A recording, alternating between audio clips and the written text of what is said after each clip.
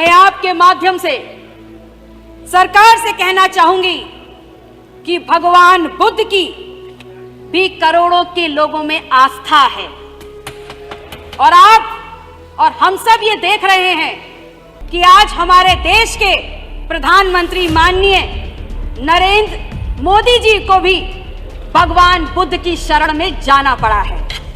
मैं जिस जिले में ब्याह कर गई हूं और जिस जिले ने मुझे चुनकर सम्मान देकर इस सदन में भेजने का काम किया है और जिस जनपद की भूमि भगवान बुद्ध की महत्ता और महानता का यशोगान करती है, उसका नाम कौशाम्बी है।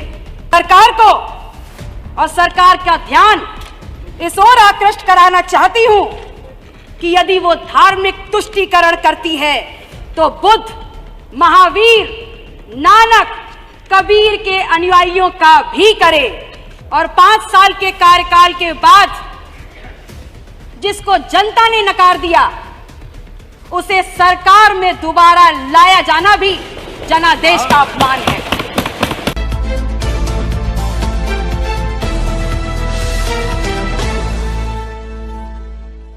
मैं सरकार को यह बताना चाहूंगी कि ये जो बजट है जो हम सब के समक्ष रखा गया है, यह बजट विशुद्ध रूप से एक लोक लुभावन बजट है जो सुनने और देखने में अत्यंत लुभावना है, किंतु धरातल और यथार्थ की कसौटी पर संदेहास्पद है।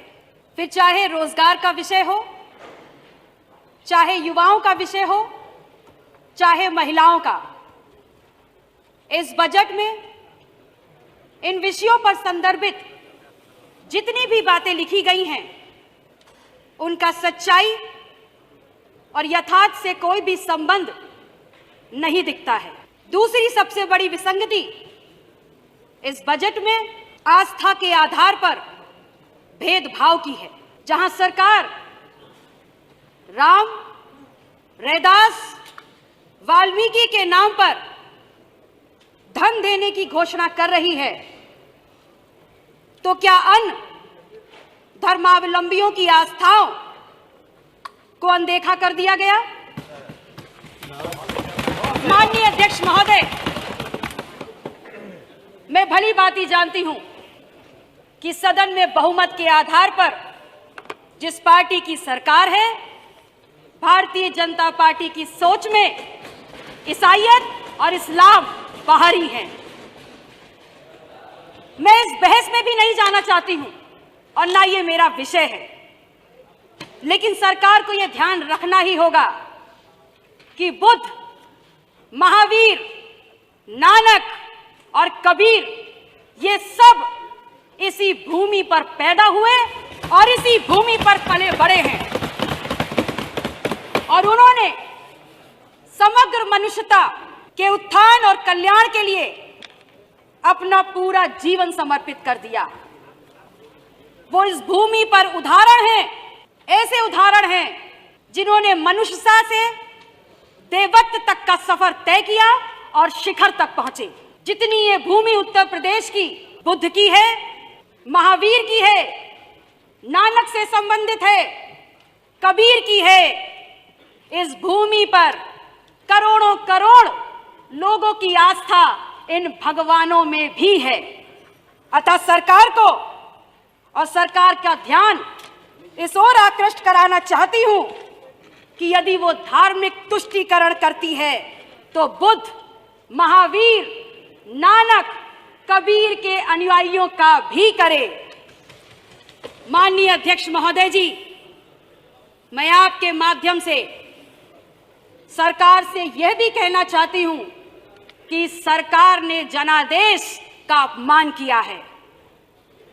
लोकतंत्र में जनादेश अनिवार्य सत्य है और 5 साल के कार्यकाल के बाद जिसको जनता ने नकार दिया उसे सरकार में दोबारा लाया जाना भी जनादेश का अपमान है। ये बताना चाहूंगी कि जिसकी अपनी जमीन ना हो वह दूसरों की जमीन की बात ना करे। और अपनी भाषा और अपना बर्ताव विनम्र और शिष्ट रखे। माननीय अध्यक्ष महोदय जी, मैं आपके माध्यम से सरकार से कहना चाहूंगी कि भगवान बुद्ध की भी करोड़ों के लोगों में आस्था है और आप और हम सब ये देख रहे हैं कि आज हमारे देश के प्रधानमंत्री माननीय नरेंद्र मोदी जी को भी भगवान बुद्ध की शरण में जाना पड़ा है। मैं जिस जिले में ब्याह कर गई हूं और जिस जिले ने मुझे चुनकर सम्मान देकर इस सदन में भेजने का काम किया है और जिस जनपद की भूमि भगवान बुद्ध की महत्ता और महानता का यशोगान करती है, उसका नाम कौशाम्बी है। मैं कहना चाहूंगी कि मेरे जनपद को और उसके पुनर्निर्माण के लिए उसको भी बजट में शामिल किया जाए। संतों के कल्याण हेतु चलिए अब आप समाप्त करिए। आपने घोषणा की है एक बोर्ड की, उसमें बुद्ध, महावीर, नानक, कबीर की परंपरा के संतों को भी सम्मिलित करना सुनिश्चित किया जाए। तभी हम ये माननीय सदस्य समाप्त करिए अब।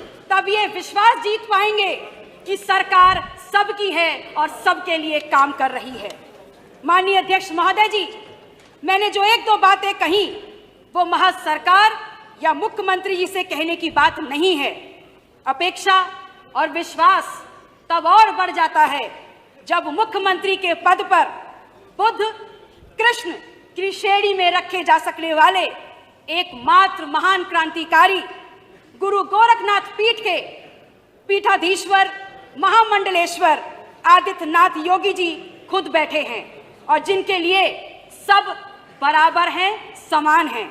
इसके लिए सरकार से पुरजोर अपील करती हूं कि बुद्ध की भूमि कौशाम्बी के विकास कार्यों को इस बजट में शामिल किया जाए और जो ये धार्मिक असमानता है, असंतुलन है, इसे ठीक किया जाए। धन्यवाद। जय संविधान, जय कम्युनिस्ट। अगर आप चाहते हैं गरीब हर वंचित इंसान की आवाज आप तक पहुंचे तो हमारे चैनल को सब्सक्राइब करें और बेल आइकन का बटन दबाना ना भूलें। देखते रहिए बहुजन न्यूज।